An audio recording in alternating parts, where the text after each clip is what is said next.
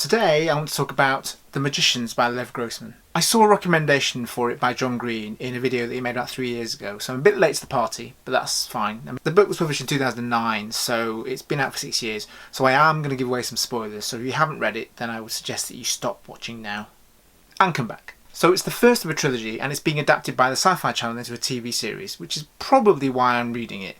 I really like Sci-Fi Channel, I like the way that they make stuff. I'm really excited to see what they're doing now that they're returning back to making proper science fiction and fantasy. The trailer looks amazing. That sold me on the book, which it shouldn't have done really, because obviously it's not the same thing. So the blurb on the book, and from various sources on the internet, say that this is a Harry Potter for adults. And it might be that because it's got sex and swearing and drugs and alcohol in it. If that's what makes it Harry Potter for adults, then I don't know if that's good enough, really. The Harry Potter series has problems, but I think it's a much better read than this book.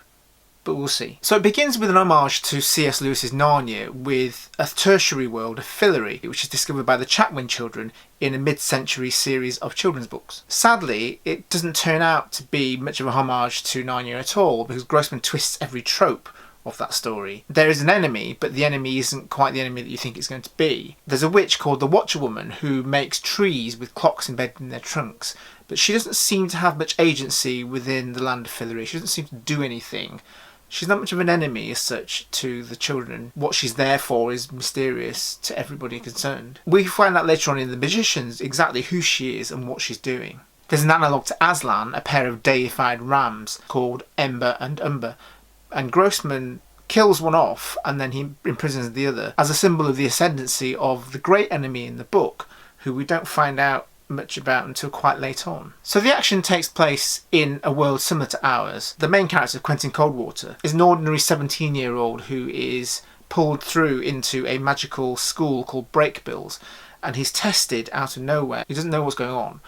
And he passes, he does his first act of magic, surprising himself as much as everyone around him, and then he's accepted into this school, which is for 5 years of tuition. So Grossman echoes Harry Potter's structure of magic lessons and escalating challenges, and is an analogue central trio of Quentin, Alice, this quiet girl who is amazing at magic but really, really quiet, and Penny, who's a punk street boy. They go through all 5 grades in 4 years. For me, the characters are the problem with the book. Every single character is miserable, nihilistic and willless. None of them want anything. None of them learn anything. When Quentin meddles with one of his teacher's spells, he lets through a creature from Fillory that stops time and ultimately kills one of his classmates. Her death is barely mourned, and she's only mentioned in passing 1 or 2 times more. The teenage love from Quentin's real-world high school fails the test, and she becomes a mess. And then she reappears in 2 coincidental scenes which are meant to turn the story, or even the whole book. And Quentin's long-term love, Alice, sacrifices herself for the sake of Breakbills and Fillory in the real world.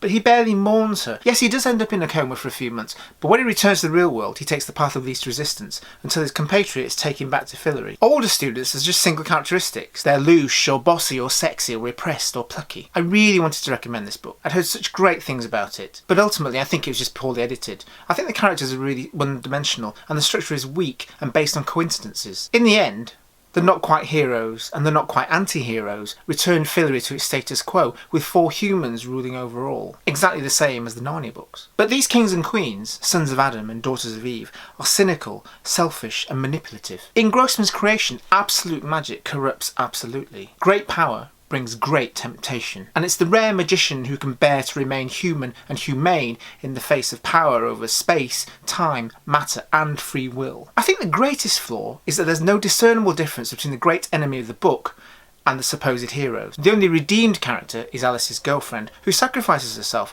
but not for a cause that she believes in. At the end of the day, I think it's an empty gesture. My biggest objection to the book is that nothing changes from its beginning to its end, that the character of each actor in the book remains fixed. Even the worlds of Fillory and Breakbills that appear shifting and mysterious on the surface are trammelled and ordinary on closer inspection. I am going to read the second in the trilogy just to see where it goes, because this book ends in a place where I didn't really care where the characters were going.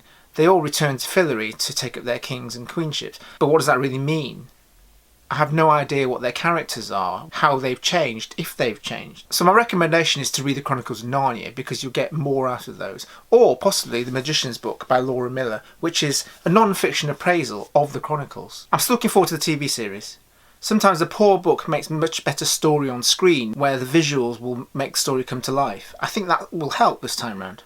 So if you like this video, please hit the thumbs up. subscribe, and I'll see you soon.